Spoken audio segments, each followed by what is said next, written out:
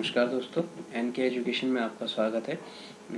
ये इन्वायरमेंट की मैं जो सीरीज चला रहा हूँ उसका ये 4th पार्ट है और आज हम इसमें कुछ और क्वेश्चंस जो हैं वो डिस्कस करने वाले हैं, जिसमें कि हम उससे जुड़े हुए जो फैक्ट हैं उनको भी डिस्कस करेंगे। तो और अपने आप को आप इसमें टेस्ट कर सकते हैं कि आप इनमें से कितने क्वेश्चन कर पाते हैं। ठीक है, तो ये सीरीज का ये 4th पार्ट है, इसको शुरू करते हैं।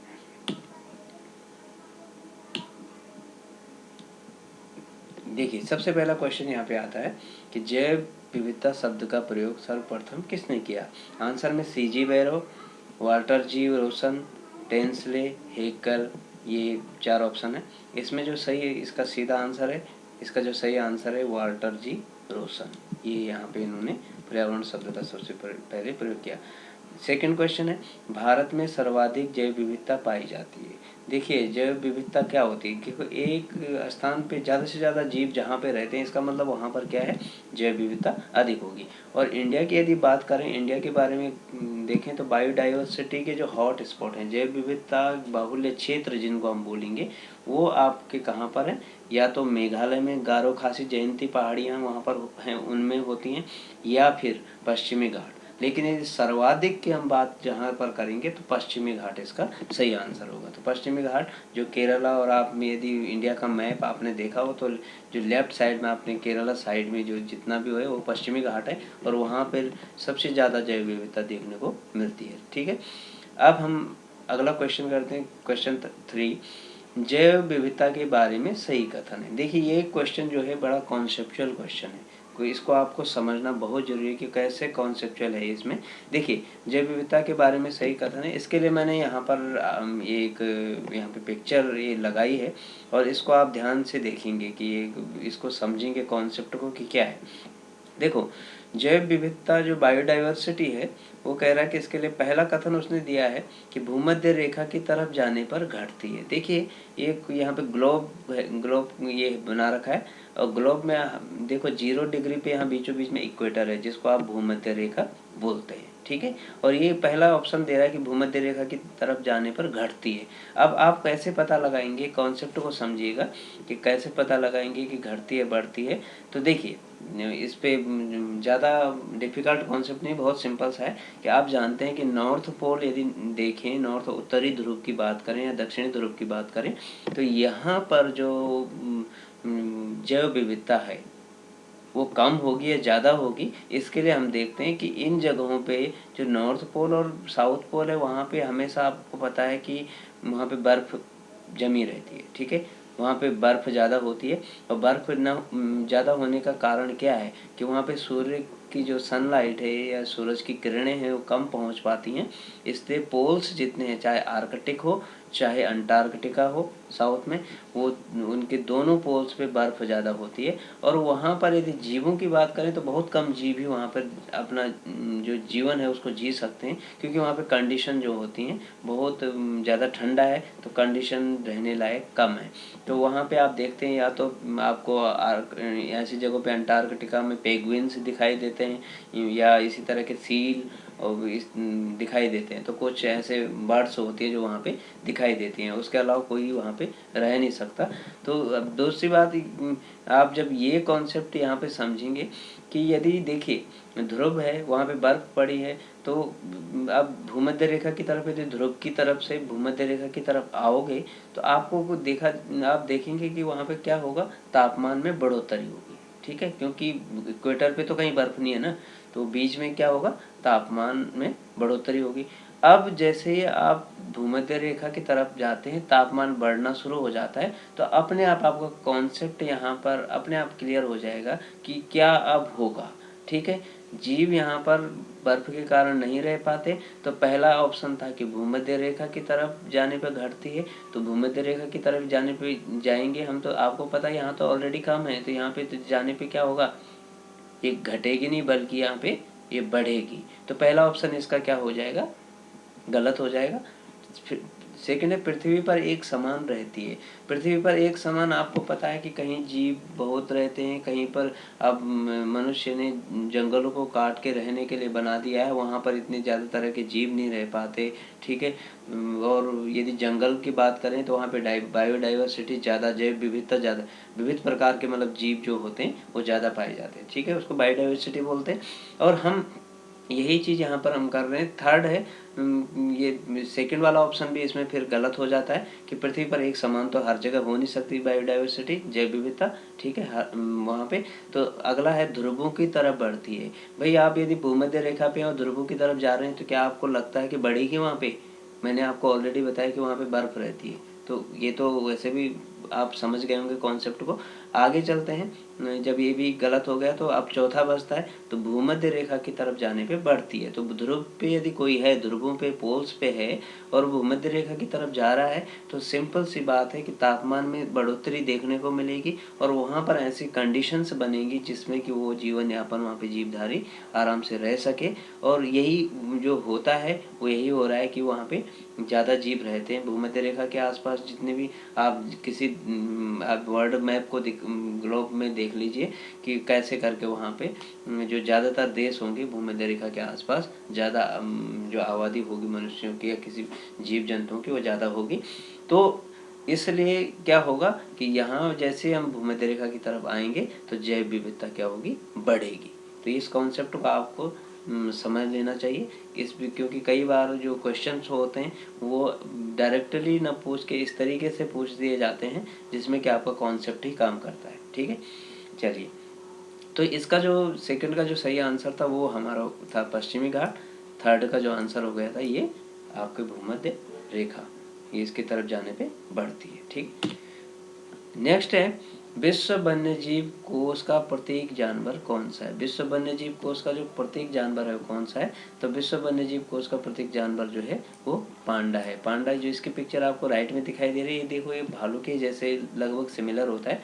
तो ये होता है विश्व वन्यजीव कोष। होता क्या है, एक ऐसा फंड बनाया गया है कि जो पैसा होता है वो किसके लिए यूज होता है, जो पर्यावरण और जीव जंतु इनके लिए यूज किया जाता है, इनको बचाने के लिए यूज किया जाता है। तो ये वर्ल्ड वाइल्ड लाइफ फंड है और ग्लैड स्विट्जरलैंड इसमें इसका हेडक्वार्टर है, ठीक है। तो इस आप याद रखेंगे। आगे फिफ्थ क्वेश्चन पे चलते हैं। किसी खाद्य श्रृंखला में पौधे होते हैं, किसी खाद्य श्रृंखला में जो पौधों का रोल होता है, देखिए पौधे क्या हैं, अपना भोजन खुद बनाते हैं। तो उनका सीधा सीधा रोल क्या होता है कि वो प्रोड्यूसर कहलाते हैं, वो उत्पादक कहलाते हैं। और उत्पादक को जो खा रहे हैं उनको उत्पादक, दैट मीन्स जो पौधों पे निर्भर हैं वो कहलाएंगे आपके शाकाहारी, ठीक है, शाकाहारी कहलाते हैं, ठीक। उसको भी जो खा दे रहा है उसको प्राथमिक उपभोक्ता, और प्राथमिक को भी जो खा दे रहा है वो द्वितीय उपभोक्ता। इस तरीके से होता है, ठीक है।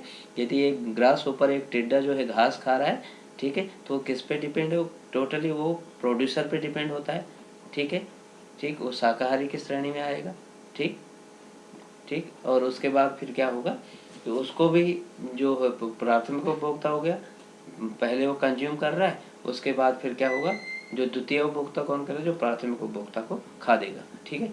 और लास्ट में होता है अपघटक। अपघटक क्या होते हैं, अपघटक इसको डिकम्पोजर। जब वो मृत सड़े गले कार्बनिक पदार्थ जो होते हैं उनको जो सड़ाने का काम करते हैं, लास्ट में जो सूक्ष्म जीवी उनको हम अपघटक बोलते हैं, ठीक है। तो ये यहाँ पर क्लियर हो जाता है। आगे चलते हैं। राष्ट्रीय पर्यावरण अभियांत्रिकी शोध संस्थान, राष्ट्रीय पर्यावरण अभियांत्रिकी शोध संस्थान कहाँ स्थित है? तो ये आपका है नागपुर में स्थित राष्ट्रीय पर्यावरण अभियांत्रिकी शोध संस्थान, ठीक है। अगला है भारतीय वन प्रबंध संस्थान, ठीक। तो भारतीय वन प्रबंध संस्थान जो है आपका कहाँ है, भोपाल में है, ठीक है। तो इसको आप याद रखेंगे। नेक्स्ट क्वेश्चन जो है उस वो है 8 क्वेश्चन। ब्राउन एयर का संबंध है। ब्राउन एयर का संबंध किससे है? औद्योगिक धुआं, उद्योगों से निकलने वाला धुआं, प्रकाश रासायनिक धुआं, अम्लीय धुआं, या इनमें से कोई नहीं। तो इसका जो सही आंसर है वह है प्रकाश रासायनिक धुआं। भारत में प्रदूषण निवारण एवं नियंत्रण कानून कब बना? तो ये भारत में जो ये कानून बना 1974 में बना। गिर राष्ट्रीय उद्यान किस राज्य में? देखो गिर नेशनल पार्क कहाँ है, तो इस चीज़ को ज़रा ध्यान देंगे आप कि यहाँ पे देखो दो जो नेशनल पार्क या जैवमंडल आरक्षित क्षेत्र है, एक आपका नीलगिरी, नीलगिरी और गिर राष्ट्रीय उद्यान, इसमें बहुत ज़्यादा बार ये कन्फ्यूजन हो जाता है। तो गिर राष्ट्रीय उद्यान तो सीधी सी बात है कि आपके एशियाई शेरों के लिए प्रसिद्ध है और ये आपका गुजरात में पड़ता है, गुजरात स्टेट में पड़ता है। और दूसरा है नीलगिरी, नीलगिरी जो है बायो स्फीयर रिजर्व जो है आपका जैव मंडल आरक्षित क्षेत्र जिसको हम बोलते हैं, नीलगिरी आपका तमिलनाडु में पड़ता है। तो इनमें आप कंफ्यूजन में मत आइएगा, इसको ध्यान रखिएगा कि ये गिर राष्ट्रीय उद्यान या गिर नेशनल पार्क जो इसकी बात कर रहे हैं ये गुजरात में होता है। और इसके लिए एशियाई शेरों की यहाँ पे पिक्चर भी आपके सामने दिखाई दे रही है कि वो इसीलिए लगाई गई कि आपको उससे याद रहे कि गिर राष्ट्रीय उद्यान वहाँ से रिलेटेड है। बायोगैस में कितने प्रतिशत जो है CH4 होती है, मीथेन होती है। देखो बायोगैस का जो मुख्य घटक होता है वो मीथेन होता है, ठीक है। और मीथेन जो है उसमें कितने परसेंट पाई जाती है, इसके बारे में पूछ रहा है कि कितने परसेंट है। तो यहाँ पे जो बायोगैस में मीथेन होती है लगभग वो 60% जो होती है मीथेन बायोगैस में पाई जाती है। इस चीज़ को आपको ध्यान में रखना है, ठीक, कि 60% होती है। अब क्योंकि इससे रिलेटेड क्वेश्चंस होते हैं कि देखो कभी CNG में पूछ देता है कि CNG का मुख्य घटक क्या है। यहाँ पर मीथेन जो है बायोगैस का मुख्य घटक है। अगला क्वेश्चन है, नेक्स्ट क्वेश्चन जो है, भारत का एकमात्र शीत मरुस्थल है, शीत मरुस्थल जो कौन सा है, ठंडा मरुस्थल कौन सा है। तो यहाँ भारत का एकमात्र जो शीत मरुस्थल है वो जो है लद्दाख, ठीक है, लद्दाख। और ये आपको दिखाई दे रहा है, ये पिक्चर जो राइट साइड में है, लद्दाख जो भारत का शीत मरुस्थल है। नीलगिरी जैवमंडल आरक्षित क्षेत्र में अभी बात कर रहा था नीलगिरी की ही, नीलगिरी जैवमंडल आरक्षित क्षेत्र और बात की थी मैंने गिर नेशनल पार्क। तो नीलगिरी और गिर नेशनल पार्क दोनों देखिए थोड़ा सा यहाँ पे कंफ्यूज मत होइएगा। नीलगिरी जैवमंडल आरक्षित क्षेत्र जो है बायोस्फीयर रिजर्व जो है वो कहाँ पर है, ये आपका जो नीलगिरी पड़ता है वो पड़ता है आपका तमिलनाडु में, ठीक है, तमिलनाडु में पड़ता है। और नीलगिरी है किस साइड को, यदि मैप में आप देखेंगे तो मैप में राइट साइड को कन्याकुमारी जो है उस साइड में आपको दिखाई देगा, ठीक। आगे चलते हैं, विश्व पर्यावरण संरक्षण दिवस मनाया जाता है। विश्व पर्यावरण संरक्षण, देखो विश्व पर्यावरण दिवस वर्ल्ड इन्वायरमेंट डे की बात नहीं हो रही यहाँ पे, इसको ध्यान रखना, संरक्षण दिया है बीच में। 5 जून को आपको पता है कि विश्व पर्यावरण दिवस मनाया जाता है। 11 जुलाई को होता है विश्व जनसंख्या दिवस और 26 नवंबर जो होता है वो है पर्यावरण संरक्षण दिवस। ध्यान देंगे इस चीज़ पे कि यहाँ पे इनमें कन्फ्यूजन नहीं क्रिएट करेंगे, क्योंकि यहाँ पे जो सभी जो दिन दिए गए हैं ये किसी न किसी से रिलेटेड है। तो मैंने आपको जैसे बताया कि 11 जुलाई विश्व जनसंख्या दिवस होता है, 5 जून को होता है वर्ल्ड इन्वायरमेंट डे या विश्व पर्यावरण दिवस, और ये 26 नवंबर को होगा विश्व पर्यावरण संरक्षण दिवस, ठीक है। आगे चलते हैं, राष्ट्रीय प्रदूषण रोकथाम दिवस मनाया जाता है, ठीक है, राष्ट्रीय प्रदूषण रोकथाम दिवस मनाया जाता है। तो कब मनाया जाता है, तो इसका जो सही आंसर है 2 दिसंबर। कब मनाया जाता है, 2 दिसंबर। और एक चीज़ और फैक्ट इस दिन से जुड़ा हुआ है कि जो वर्ल्ड कंप्यूटर डे, ठीक है, कंप्यूटर लिटरेसी डे जो मनाया जाता है, ठीक, कंप्यूटर साक्षरता दिवस जो मनाया जाता है वो भी 2 दिसंबर को ही मनाया जाता है। तो दो चीज़ें यहाँ से जुड़ी हुई हैं। आगे चलते हैं, क्वेश्चन नंबर 16 में है, नाभिकीय विकिरण अवपात से बचने के लिए क्या खाया जाता है, ठीक। तो इसके लिए पोटेशियम आयोडाइड का सेवन करना होता है। तो नाभिकीय विकिरण अवपात जो रेडिएशन होता है नाभिकीय रिएक्टर से, ठीक, जहाँ पर नाभिकीय रिएक्टर में आपको पता है वहाँ से बिजली पैदा की जाती है नाभिकीय संयंत्रों से। तो पोटेशियम आयोडाइड जो है उस जो जब उसका सेवन करेंगे तो वो क्या करता है, उससे उसका असर कम होता है जो रेडिएशन होता है, ठीक है। औद्योगिक क्षेत्र में, अगला क्वेश्चन है, औद्योगिक क्षेत्र में स्वीकृत मानक ध्वनि है। तो औद्योगिक क्षेत्र या उद्योगों का जो एरिया है, जिस एरिया में मतलब जिस जोन में आप उद्योग लगा रहे हैं, इंडस्ट्री एक साइड है शहर के, तो वहाँ पर जो ध्वनि जो अलाउ है, ठीक है, कितनी तक हो सकती है, तो 75 डेसिबल तक की ध्वनि वहाँ पे अलाउ है, ठीक है। अगला है, भारत में समुद्री गाय किस जैवमंडल आरक्षित क्षेत्र में पाई जाती है, ठीक है। कहाँ पाई जाती है? तो इसमें जो पहले समझ लीजिए कि नोकरेक जो ये आरक्षित क्षेत्र है, ये कहाँ पर पाया जाता है, ये कहाँ पर है, ये आपका है मेघालय में। ठीक है। सेकंड जो बी ऑप्शन है, नंदा देवी, नंदा देवी उत्तराखंड में है। ठीक है। तीसरा है मन्नार की खाड़ी। ठीक है। मन्नार की खाड़ी कहाँ? नीचे तमिलनाडु की साइड और श्रीलंका के वहाँ के बीच में पड़ती है। तो यहाँ यही जो है, यहीं पर देखो आपका समुद्री एरिया यहाँ पर है, तो यही जगह है जहाँ पर क्या पाई जाती है? समुद्री गाय पाई जाती है इस आरक्षित क्षेत्र में। और सुंदरबन आप जानते हैं कि सुंदरबन कहाँ है? वेस्ट बंगाल में। सुंदरबन जो है वेस्ट बंगाल में है। अगला है सीएनजी का मुख्य घटक है। सीएनजी का मुख्य घटक है, मैंने आपको बताया था कि जो बायोगैस है उसका मुख्य घटक होता है मीथेन, और सीएनजी का जो मुख्य घटक है वो है ब्यूटेन। ठीक, तो ब्यूटेन इसका राइट आंसर हो गया। आगे है कि वायु प्रदूषण का विश्वसनीय संकेतक है। ये क्वेश्चन भी आपको अच्छे से जान लेना चाहिए इसका आंसर, और समझ लेना चाहिए कि क्योंकि इस पे क्वेश्चंस पूछे जा सकते हैं और कई जगह ये पूछे भी गए हैं। तो वायु प्रदूषण का विश्वसनीय संकेतक, यदि एयर पॉल्यूशन को हमने देखना हो कि कहाँ पर है, तो उसके लिए देखो पॉल्यूशन के लिए हमें क्या करना होता है। सबसे पहली बात तो है कि पॉल्यूशन मेजरमेंट जिस इंस्ट्रूमेंट से करेंगे, जिस मशीन से करेंगे, हमें उस जगह पे उसको ले जाना पड़ेगा। ठीक है। यदि हम वहाँ पे मशीन नहीं ले जा पाते तो हम वहाँ पे नहीं मेजर कर, तो इसके लिए फिर क्या यहाँ पे एक पद्धति, ये एक नई जो रिसर्च की गई, उस रिसर्च में देखा गया कि लाइकेंस क्या होते हैं कि देखो जैसे शैवाल होते हैं, काई होती हैं, लाइकेंस भी ऐसे होते हैं पेड़ों पे, और ये जहाँ पर पाए जाते हैं, इनके आकार और रंग, इनके आकार और रंग को देख के ही ये डिसाइड किया जाता है कि ये जगह कितनी प्रदूषित है।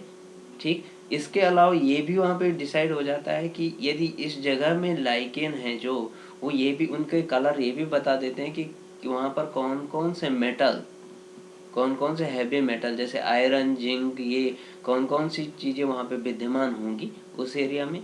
ठीक है।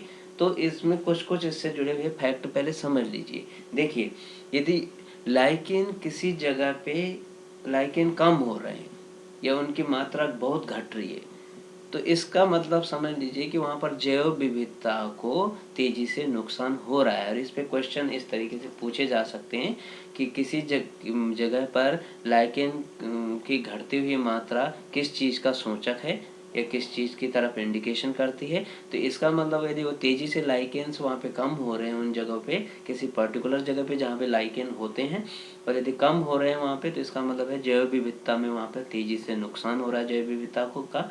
ये रिसर्च में पाया गया है। और इसी के बाद लाइकेंस को वायु प्रदूषण और इन सब चीज़ के लिए अब यूज किया जाता है। उससे पता लगाया जाता है कि कितना यहाँ पे वायु प्रदूषण है या यहाँ पे कितने मेटल्स विद्यमान है।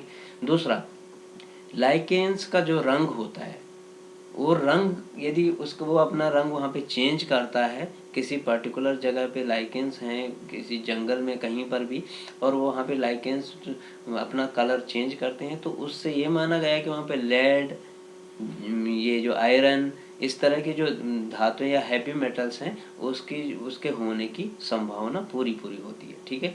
तो इसके लिए जो बॉटनिकल रिसर्च इंस्टीट्यूट जो लखनऊ है, उसने ये रिसर्च की थी उसमें, और ये चीज़ें उसने पाई कि वहाँ पर इस तरीके से। और एक मैंने आपको बताया कि यदि बहुत तेज़ी से लाइकेन कम हो रहे हैं, तो लाइकेन कम होने का कारण है कि इसका मतलब हम ये लगा सकते हैं कि वहाँ पर जो जैव विविधता है वो तेज़ी से उसको नुकसान पहुँच रहा है। ठीक है। तो लाइकेन, दूसरा, यदि वायु प्रदूषण की बात करें तो लाइकेन यदि किसी जगह पे होते हैं, किसी पर्टिकुलर जगह पे लाइकेन है और वो उखड़ने शुरू हो गए हैं, ठीक है, वो उखड़ने यदि वहाँ पर से शुरू हो गए हैं, तो इसका मतलब समझ लीजिए कि वहाँ वायु प्रदूषण बहुत ज़्यादा है, वहाँ पर वायु प्रदूषण बहुत ज़्यादा है। और ये क्वेश्चन यहीं पर है, लाइकेन और मॉस जो ये होते हैं, ये इसका जो प्रबल सूचक जिसको बोलते हैं हम, एक विश्वसनीय संकेतक है। तो मैंने आपको ये लाइकेन्स के फैक्ट बताए कि लाइकेन्स से हम कैसे पता करते हैं कि वायु प्रदूषण है कि नहीं है। तो सीधी सी बात है कि यदि लाइकेन्स कहीं किसी जगह पे हैं, किसी जंगल में कहीं भी वहाँ पे उखड़ने शुरू हो गए हैं, तो इससे ये पाया गया है कि वहाँ पे वायु प्रदूषण बहुत ज़्यादा था या वहाँ पे बहुत ज़्यादा वायु प्रदूषण है। ठीक है। दूसरा, ये था कि लाइकेंस को रंग यदि चेंज करते हैं अपना उस पर्टिकुलर जगह पे, तो वहाँ पे हैवी मेटल्स होने की संभावना ज़्यादा होती है। तीसरा, यदि लाइकेंस बहुत तेज़ी से कम हो रहे हैं, ठीक है, बहुत तेज़ी से उनका ह्रास हो रहा है, दैट मीन्स उनको नुकसान पहुंच रहा है, तो इसका ये पाया गया है, इसका जो मीनिंग निकाला गया, वहाँ पे देखा गया है कि भाई वहाँ पे जो जैव विविधता थी उसको तेज़ी से नुकसान हो रहा है, ठीक है। तो लाइकेंस का आपने कॉन्सेप्ट समझ लिया होगा कि लाइकेंस को हम कैसे करके, और लाइकेंस क्या होते हैं आपको पता है कि पेड़ पौधों पे चिपके हुए शैवाल की तरह एक काई है, इसकी तरह ये चिपके होते हैं, ठीक है। तो ये लाइकेंस का मेन कॉन्सेप्ट था। अब हम लास्ट में इस क्वेश्चन से पहले मैं आपसे एक गुजारिश करना चाहूँगा कि यदि आपने इस चैनल को सब्सक्राइब नहीं किया है तो please like comment and subscribe my channel, और शेयर भी कीजिए। आपको जो अच्छा लगता है तो शेयर कीजिए, लाइक कीजिए प्लीज़। और इसके बाद आपके लिए अंत में एक क्वेश्चन मैंने रखा हुआ है जिसका कि आपको आंसर देना। मैं भी इसका आंसर आपको कमेंट्स में दूंगा, लेकिन आप इसका आंसर खुद ढूंढिएगा कि हरित गृह प्रभाव के कारण पृथ्वी पर कौन सा रेडिएशन होता है, ठीक है। यदि ग्रीन हाउस इफेक्ट होता है तो उससे पृथ्वी पर कौन सा रेडिएशन होगा। ये 4 ऑप्शन है, अल्ट्रावायलेट रेडिएशन होगा, गामा रेडिएशन, एक्सरे रेडिएशन या इंफ्रारेड रेडिएशन। तो इसका आंसर आपको देना है और आप कमेंट बॉक्स में इसका आंसर देंगे कि कौन सा रेडिएशन होगा। तो ये क्वेश्चन मैंने आपके लिए रखा है। और अंत में वीडियो देखने के लिए आपका बहुत बहुत धन्यवाद। मेरे से जुड़े रहिए और मैं आपके लिए ऐसे ही नई क्वेश्चंस की सीरीज, नए वीडियो लेक्चर लाता रहूँगा। धन्यवाद।